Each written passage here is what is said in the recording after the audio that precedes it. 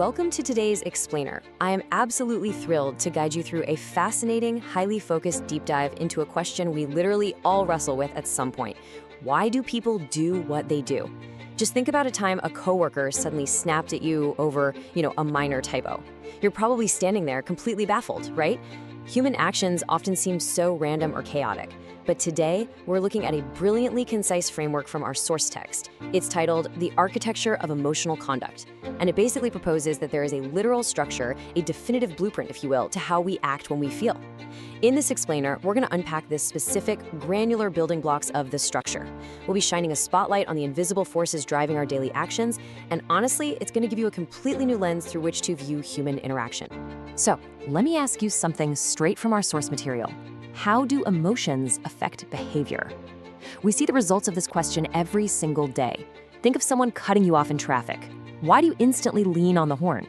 You feel frustrated and suddenly, boom, your physical actions completely change. But how does that actually happen? Like, what's the actual mechanism there?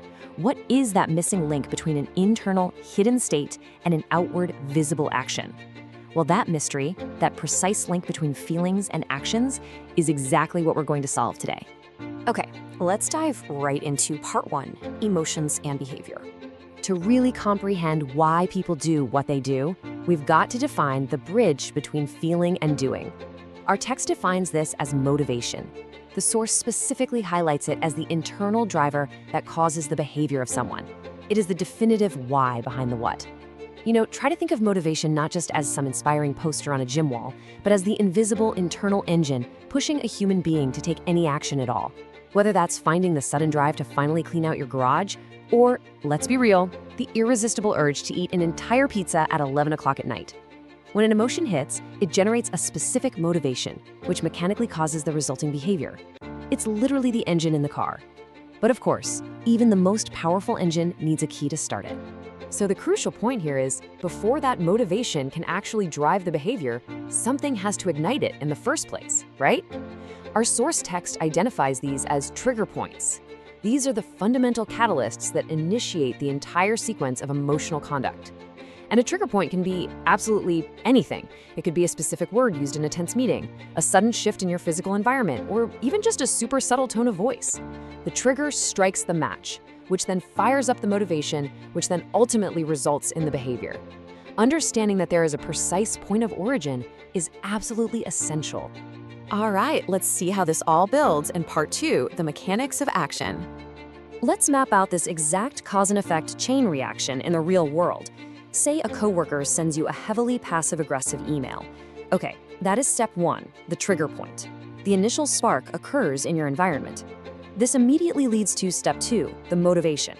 Your internal engine is activated, right? It creates this powerful, sudden drive to defend yourself and set the record straight, based entirely on that initial spark. And finally, we arrive at step three, the behavior. You furiously type out a hasty, way over-the-top reply and hit send. When you look at human conduct through this specific sequence, it completely stops being random. Every single action in step three is inextricably tethered to a motivation in step two, which was originally ignited by a trigger point in step one. Which brings us to our final phase, part three, grasping the spark. Consider the default state for, well, pretty much all of us in our daily lives, being completely confused by someone's sudden outburst. We see the action, but lacking the context, we're just left frustrated, angry, and largely in the dark.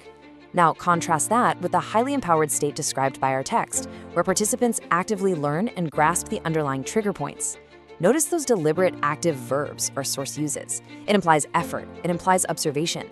It's the stark difference between reacting blindly to a confusing exterior and confidently seeing the logical machinery humming away underneath.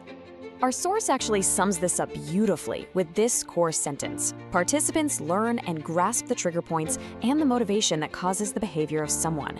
When you piece these individual variables together, it forms this brilliant, highly functional formula for empathy and extremely clear communication.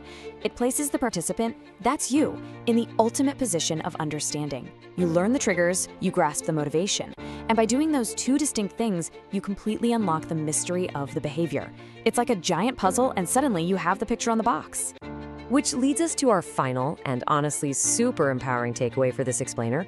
Understanding the why, those internal motivations and invisible trigger points, is the absolute key to understanding the what, the external visible behavior. You can no longer just look at the surface level of how people act, you now possess the blueprint to see what actually builds that action.